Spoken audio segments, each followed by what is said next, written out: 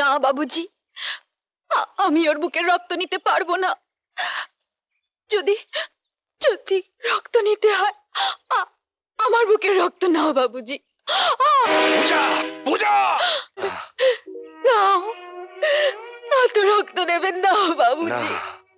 পূজা, তুই এ কি করলি? পূজা বেটি, তুই এ কি করলি? বাবুজি, আমার এরকম লাগছে কেন? চল প্রিয়া, ওকে আমরা তাঁবুতে নিয়ে যাই। বেটি, বেটি,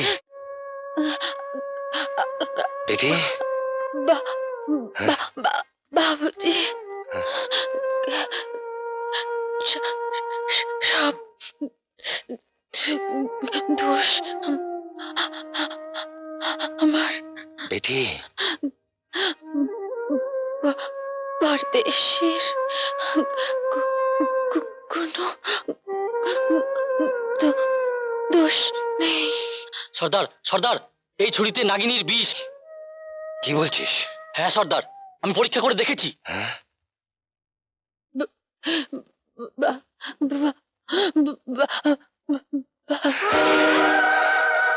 বেটি, পূজা বেটি, এই তুই কি করলি বেটি?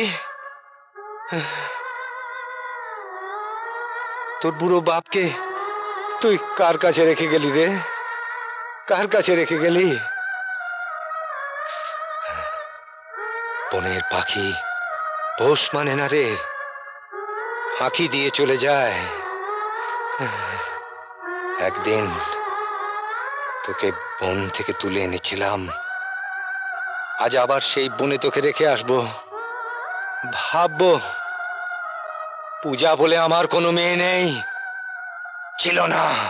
পরদেশে তোকে শেষ করবার জন্য ওই ছুরিতে নাগিনীর বিষ লাগিয়েছিলাম। হ্যাঁ, আর ওই বিষে পূজা নীল হয়ে গেছে। কি বলছিস তুই রাজা? হ্যাঁ, পূজা নেই, পূজা মারা গেছে। একটা কথা মনে রাখিস, পূজাকে যেমন আমিও পাবো না, তেমনি তুইও পাবি না, কিছুতেই না। রাজা, যে সর্বনাশ তুই আমার করেছিস এর প্রতিশোধ আমি নেবই। প্রতিশোধ জানি আমি, আমি জানি। তাই তো আগুনের শেষ রাখতে নেই, শত্রুরও শেষ রাখতে নেই। হ্যাঁ, নিয়ে চলে গে।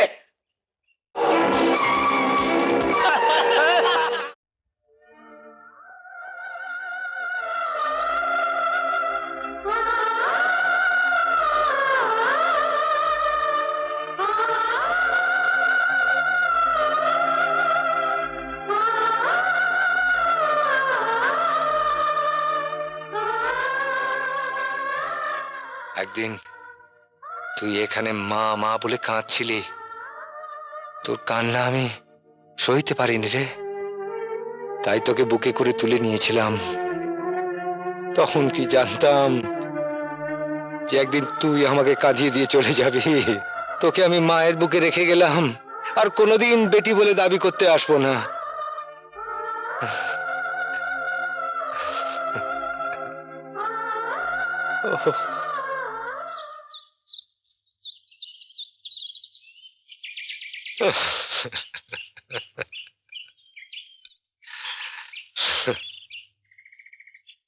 চলো আমরা বাড়ি ফিরে যাই। না না প্রিয়া, তোরা চলে যা, আমাকে একটু একা থাকতে দে।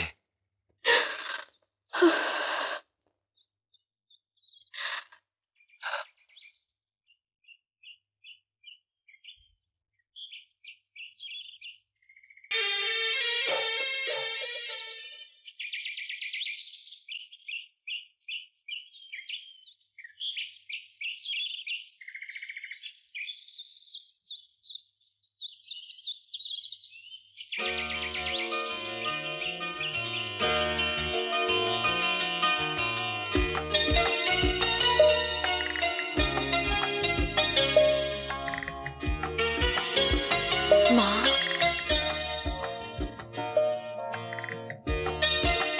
গো মা, মা, মাগো, পূজা, পূজা, বাবুজি। চল মা, ওই পরদেশির হাতেই আমি তোকে তুলে দেব।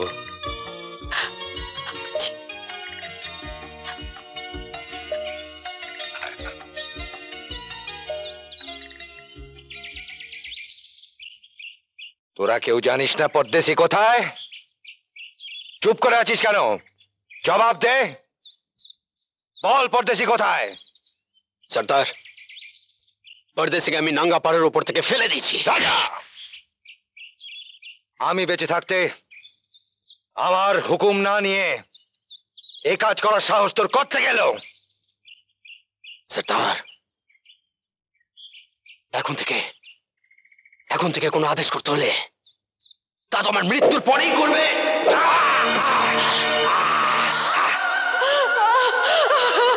বাবুজি,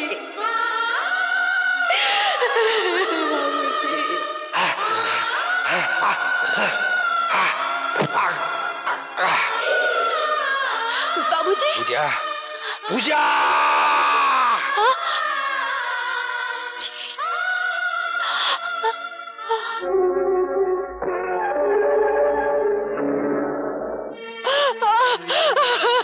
বাবুজি, বাবুজি। পূজা, এই পূজা, চল, চল আমার সঙ্গে। চল, চল, ওঠ, চল, চল, আমি তোকে নিয়ে যাবো। চল, চল, চল, আমি তোকে নিয়ে যাবো।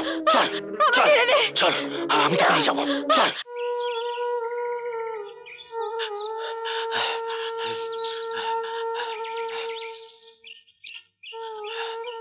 হায় রে বন্ধু, এ কি হলো তোমার?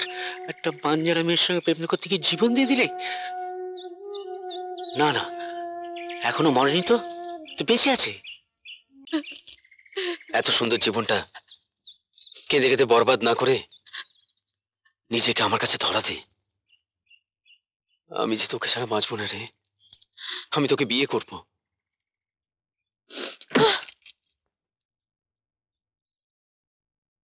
পূজাকে চিনতে তুই ভুল করেছিস রাজা। পূজাকে তুই কোনোদিনই পাবি না। আচ্ছা, এত দিমাগ তোর? এটা জেনে রাখ, এখন থেকে আমি তোকে যা হুকুম করব তোকে মাথা বেঁধে নিতে হবে। ভুলে যাস না, এখন আমি এ দলের সর্দার। সর্দার, পূজা, বেরিয়ে যা, বেরিয়ে যা। পূজা, এই বেয়াদবি অন্য কেউ করলে আমি তার জান নিয়ে নিতাম,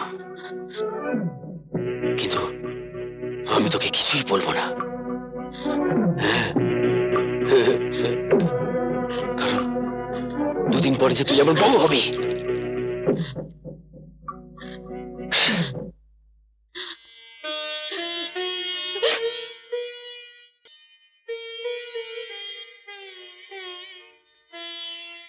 কোনো ভয় নেই মা, শীঘ্রই আপনার ছেলে সুস্থ হয়ে উঠবে। ও না মশাই, বলুন রানীমা। আমি আর দেরি করতে চাই না। বিজয় সুস্থ হয়ে উঠলেই আমি ওর বিয়ে দেব। আপনি ব্যবস্থা করুন। আপনার যে আদেশ মা।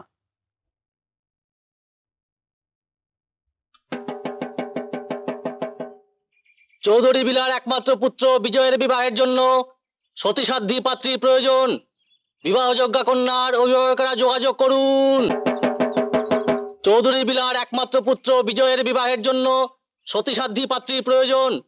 বিবাহযোগ্যা কন্যার অভিভাবকেরা যোগাযোগ করুন। কি বলছিস তুই? পরদেশি বেঁচে আছে? হ্যাঁ সর্দার, এক্ষুনি শুনে এলাম তার বিয়ের জন্য পাত্রী খোঁজা হচ্ছে। পাত্রী খোঁজা হচ্ছে? হ্যাঁ।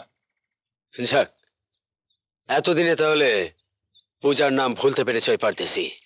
না ভুলে কি করবে সর্দার? ওই পরদেশি তো জানে পূজা মারা গেছে। ঠিক বলেছিস। একটা কথা মনে রাখিস, একদিন না একদিন ও সবকিছু জানতে পারবেই, আর সেদিন কি করবে সর্দার? পরদেশিকে শেষ করবে না পূজাকে? না, পরদেশি জানার আগেই পূজাকে বিয়ে করব আমি। যাও, ব্যবস্থা করো।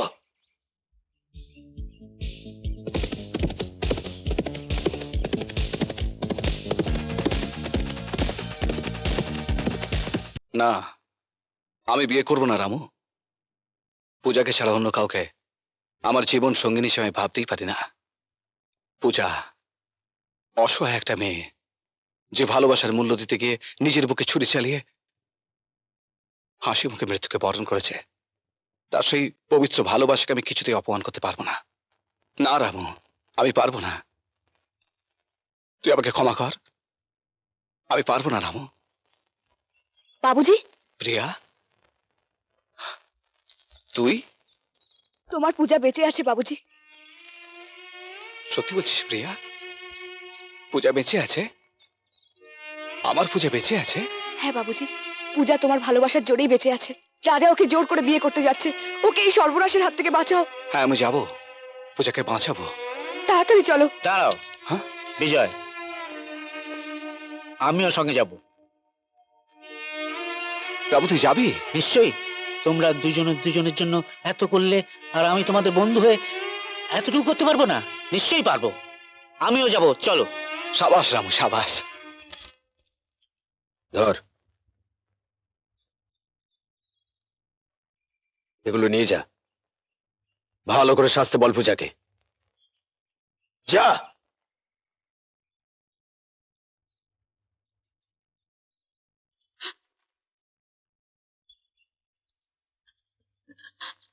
রাজাকে বলে দিস, ওকে বিয়ে করার আগে যেন আমার মৃত্যু হয়।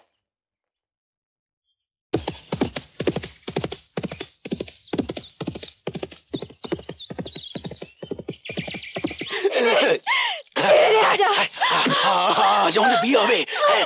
তুই যেমন বউ হবি। আয় এদিকে, আয়। এই যে আমার অনেক দিনের ইচ্ছে, কিছুতেই ছাড়বো না। আয়, চল, চল, আয় আমার সঙ্গে, আয়।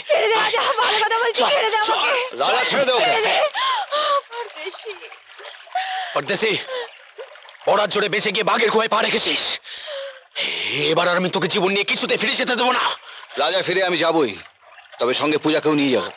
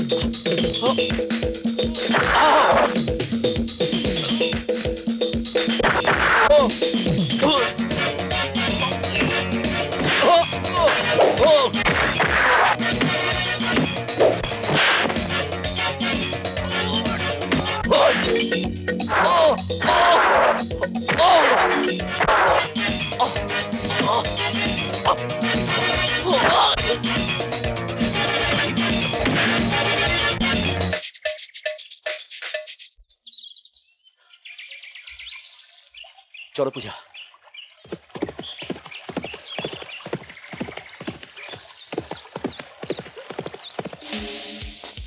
না, আমি তোকে যেতে দেবো না। প্রিয়া, সরে যা বলছি। না, তুই যাবি না। ওরা দুজনকে ভালোবাসে, কেন তুই ওদের ভালোবাসার সাথে বেইমানি করবি? পথ ছেড়ে দে প্রিয়া। না, আমি তোকে যেতে দেবো না। তুই ওদের এত বড় সর্বনাশ করতে পারিস না। প্রিয়া, না। প্রিয়া।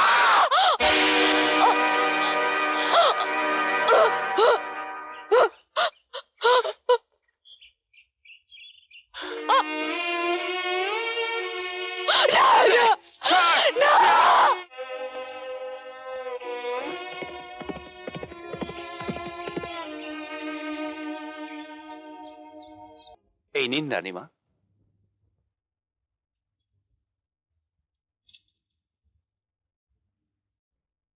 আপনাদের চারজনের মেয়েকে আমার খুব পছন্দ হয়েছে। তা কি করে হয়, একসঙ্গে চারজন? আপনি ভুল করছেন। পুত্রবধূ আমি একজনকেই করব, আর তাকেই আমি বেছে নেব। তাই বলুন। নিজের মেয়ে বলে আমি বলছি না, আমার মেয়ে রূপে, গুণে, চরিত্রে, বিদ্যা বুদ্ধিতে তুলনাহীনা। থামুন মশাই, বেশি বক করবেন না। আমার মেয়ের মতো সতী সাথী মেয়ে এর তল্লাটে আর একটা খুঁজে দিতে পারলে আমি আপনার গোলাম হয়ে থাকবো। আপনাদের কথা আমি মানছি, আপনাদের প্রত্যেকের মেয়ে অতুলনীয়। তবে আমি সবাইকে একটা পরীক্ষা করে নিতে চাই।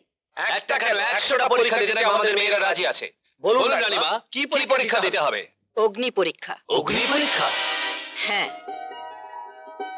জ্বলন্ত অগ্নিকুণ্ডে প্রবেশ করে হেঁটে বেরিয়ে আসতে হবে।